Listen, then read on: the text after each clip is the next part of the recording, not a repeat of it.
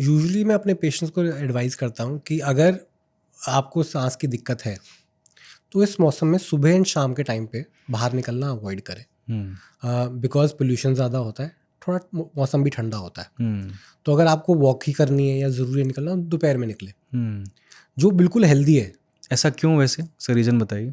क्योंकि ठंड के मौसम में एक तो ठंड से भी अस्थमा वगैरह ट्रिगर होता है, और जब मौसम ठंडा होता है तो पोल्यूटेंट्स भी है ना, थोड़ा ग्राउंड सरफेस के पास होते हैं, तो वो ज़्यादा इनहेल करते हैं और प्रॉब्लमेटिक होता है। ठीक है।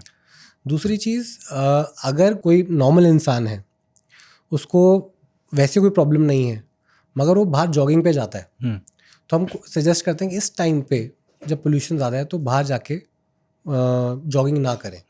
बाहर जाके वो जितनी एक्सरसाइज करेंगे, जॉगिंग करेंगे, उसका मतलब उतनी जल्दी सांसें लेंगे। जितना ज़्यादा सांसें लेंगे पोल्यूशन में, उतनी गंदगी हवा अंदर जाएगी। तो अगर एक्सरसाइज करनी भी है तो इंडोर्स करें, घर के अंदर करें। ठीक है।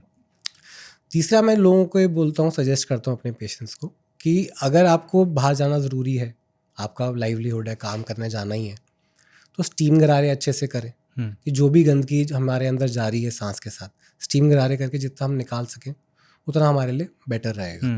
कई मेरे पेशेंट्स हैं जो पहले यूज़ नहीं करते थे स्टीम गरारे, उन्हें लगता था यूजलेस है, बट स्टीम गरारे करने के बाद उनके सिम्टम्स कम हो गए। लंग्स को मॉइस्ट एयर पसंद है बहुत, मॉइस्टनेस से ह्यूमिडिटी होती है, वो बेटर होती है, प्लस जो धूल मिट्टी गई है उसे निकालने में भी मदद करता है। कई लोग आजकल बात करते हैं एयर प्योरीफायर की।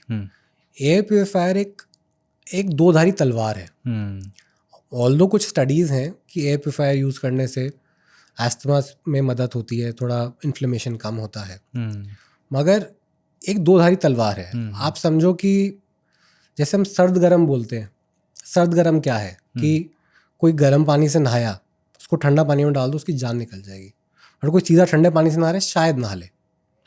अगर आप एक घर को इतना एयर प्योरीफायर से साफ बना दो और बार अंदर बाहर करना पड़े तो बॉडी पर उतना ज़्यादा टोल लगता है कि एडजस्ट करने में, तो वो प्रॉब्लमेटिक भी हो सकता है। हाँ, मतलब थोड़ा थोड़ा हम बीमार भी हो रहे हैं, थोड़ा थोड़ा इम्यून भी हो रहे हैं ना उससे, डिजीज से।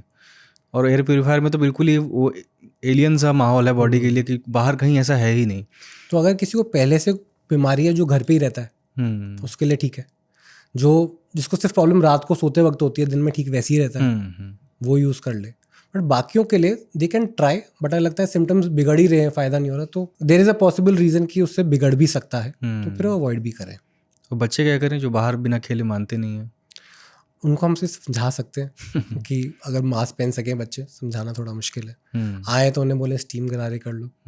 एंड इस मौसम में अगर 1.5-2 महीना वो अवॉइडेंस हम करवा सके बच्चों से, तो वो बहुत ज़रूरी है। हाँ, स्कूल जाना बंद नहीं कर सकते हैं, लेकिन खेलना इंडोर खेल सकते हैं, कमरे में खेल सकते हैं।